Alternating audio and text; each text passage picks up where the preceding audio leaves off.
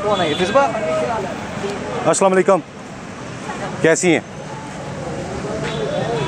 सनम जी? कैसी हैं? ठीक है, मैं बिल्कुल ठीक ठाक हूँ। अच्छा, इलेक्शन तो मुलतवी हो गया, अब क्या करना है? अब मुझे लगता है हमेशा की तरह हम अदालत ही जाएंगे, सारे अदालतों से उम्मीद लगाएंगे। फिर अगर इलेक्शन ही मुलतवी करने हैं तो ये इंटरिम सेटअप तो नहीं ना बैठा रह सकता। तो मुझे तो लगता है सारा कुछ ही रिवर्स हो जाना चाहिए। आप एक बार ही खान साहब को दोबारा वज़ीर-ए-आज़म बना दें। नहीं तो पहले अदालतें लगी थी रात के वक्त, आज भी आइन तोड़ा गया है। आज तो सीधा सीधा आर्टिकल 6 लगता है। तो सोमोटो लें, चीफ जस्टिस साहब को चाहिए फौरन सोमोटो लें। वो कहते हैं जी हम टीवी देखते हैं, हमारे घर में टीवी से हमें पता चलता बाहर क्या हो रहा है। आई होप उनके घर में आज टीवी चल रहा है और वो बाहर देखेंगे क्या हो रहा है। तो अभी खान साहब के पैगाम का इंतजार है कि क्या करना है? खान साहब तो देखिए हमेशा कानूनी बात ही करते हैं। वो तो हमेशा ये कहते हैं कि जी हम अदालत जाएंगे, हम तो अदालत जाएंगे, हम कानूनी तरीके से रहेंगे, हम पूरा मन रहेंगे। तो खान साहब यही कहेंगे। खान साहब ने और वो ये तो कहते नहीं है कि हम ऐसे कर देंगे वैसे कर देंगे। अच्छा, मैंने एक वीडियो आपकी देखी, पुलिस वाले घर आ गए थे, तो ये क्या जेन्युइन वीडियो थी या कुछ इसमें था, कुछ चस्का था, कुछ फेम के लिए? तो आपको क्या लगता है कि मैंने कुछ यूनिफॉर्म खरीद थी, कुछ लोगों को पहना के खड़ा करके वीडियो बनाई थी? नहीं, सनम हर वक्त जो है ज़मान पाक रहती है। एमपी का टिकट लेना चाहती है या एमएनए का टिकट लेना चाहती है? वो टिकट लेनी होती तो उसके लिए कागज जमा कराती ना। बिल्कुल सही है। नहीं, मैंने बहरहाल ये मैं वैसे मजाकन कह रहा हूँ। मैंने सनम को देखा है जी शेल खाते हुए और फ्रंट लाइन पर लड़ते हुए, तो ये मैंने एक मजाक किया आपके साथ। देखिए मुझे ये मैं कल भी किसी को कह रही थी कि ये एमएनए एमपीएस ये बहुत छोटे मसले हैं। फिलहाल हमारा पूरा मुस्तकबिल खतरे में पड़ा हुआ है। अभी 11 महीने में जो मुल्क की हालत है, आपको लगता है कि ये जस्टिफाई है कि आप एमपी और एमएनए के बारे में सोचें?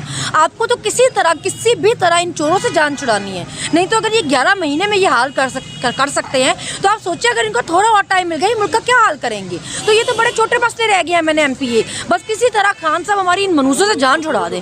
तो मरियम जो है वो क्या इस सारे प्रोपेगेंडे के पीछे मरियम है? तो कौन सपोर्ट कर रहा है मरियम को? देखिए उसको लाने वाले उसको सहूलत कर उसको सपोर्ट करे ना। वो बाजवा की चाहिए थी, उसके सर पे चढ़ के आई है। आप देखो उसने 5 के टोले में से कैसे बाजवा का नाम निकाला है। अचानक कैसे निकल गया? बाप बेटी दोनों मिल के बाजवा का नाम लेते थे जब वो हाजिर सर्विस जनरल था, और अब अचानक वो 5 के टोले में से निकल ही गया है। मतलब वो गायब ही हो गया है भाई।